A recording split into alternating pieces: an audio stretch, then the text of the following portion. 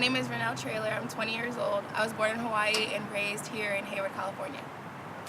My name's Carlos. I was born in Oakland but raised pretty much in San Leandro, California, and I'm 21 years old. My name is Yaya. I'm 20 years old and I was born and raised in San Lorenzo, California. My name is Javi. I'm 18 years old and I was born in San Jose and I was raised in Hayward.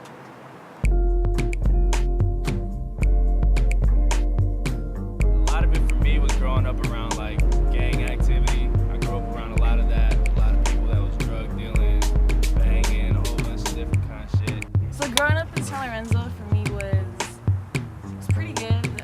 I was pretty quiet up until about maybe high school for me, maybe like 9th and 10th grade.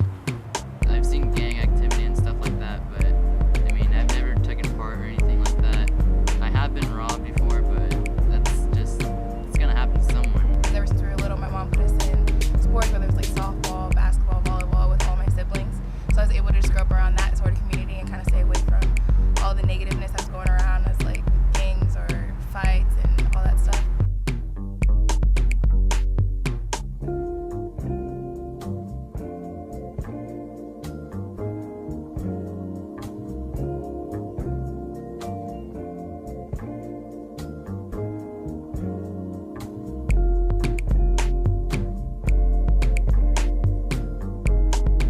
At this school, at San Lorenzo, every year there was a brawl between Mexicans and blacks.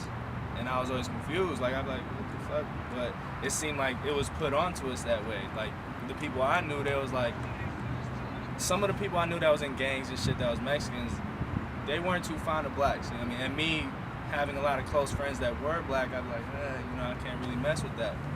And then I knew black people that were like, oh, Mexicans and all that shit. And it just seems like they put it, I don't know, kind of a war between the races, and they just played that real big. I mean, once I got to high school, it kind of started dying down, but I definitely remember in middle school it being like that. Like if you were Mexican hanging with black, I don't know, some people looked at you funny for that.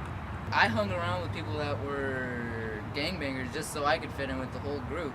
And then,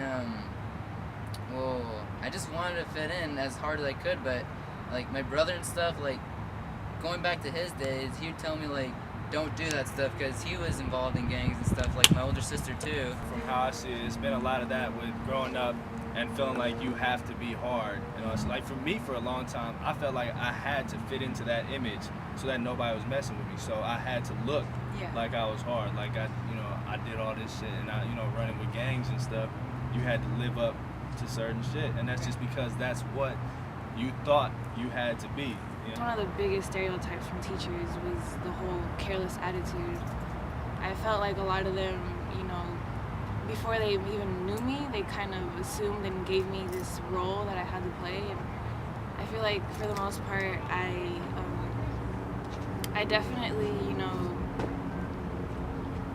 shied them away from it as like the more they got to know me, because I wasn't what they expected me to be. They expected me to be like a troublemaker, somebody who just didn't care, and I was the total opposite. I definitely got that same experience with teachers.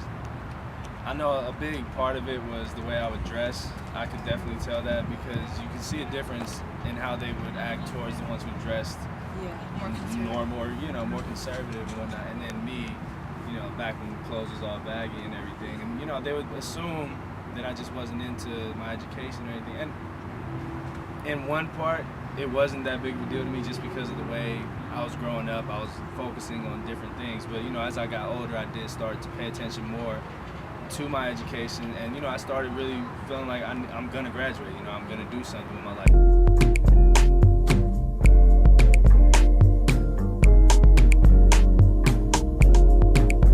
I saw a lot of stuff, walking around. I used to walk around here a lot. And I saw people get jumped, saw people get robbed. I've been robbed.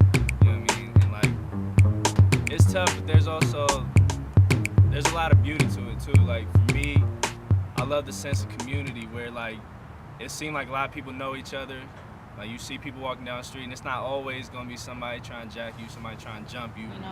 Like you said, the community does have a lot to do with, where a community goes, because, it's like a team. Exactly. A team works together, and they win together or they lose together. You know, a community is just a bigger team. Exactly. Community is improving because, I mean, down in Edendale Middle School, they just built a brand new field. They have a youth center now where kids could go in after school, do whatever they want. They have a gym, skate park, an area to do your homework. Somewhere to give kids an open environment to feel safe and to feel that sense of community with them. And then I think it's a really good thing that's going on, and I mean I could see change happening soon with all these new improvements around the area. And like even right here at San Lorenzo High, there's a lot of improvements to the school. Brand new facilities, the garden down there. They're improving a lot of things for the community, and they're trying to better our community for everyone, all new generations. So by giving people something to do, it helps them have a better fighting chance, you know, to avoid stuff like that, even if it's around their lives, you know, because I know plenty of people who grew up real thick with it, you know, family was gangbanging and shit like that, and especially when it's in your family, you feel like you just gotta follow in line, you know what I mean? And when they were given other options, other choices of things to do with their lives, it just made it better for them. It made them feel like, okay, well, you know what? I'm gonna go do this so that I can avoid falling into that life. And I feel like we need a lot more of that. Our community, you know, does do their part also in some positivity, you know. Arroyo High School and San Lorenzo High School recently got brand new fields, you know, football, soccer, softball, baseball. And, you know, that can be a big encouragement to students and to the community to, you know, instead of going out and messing around, or if you're bored, to go and play, or, you know, come together and exercise or do something that will be beneficial towards the community and your health, you know.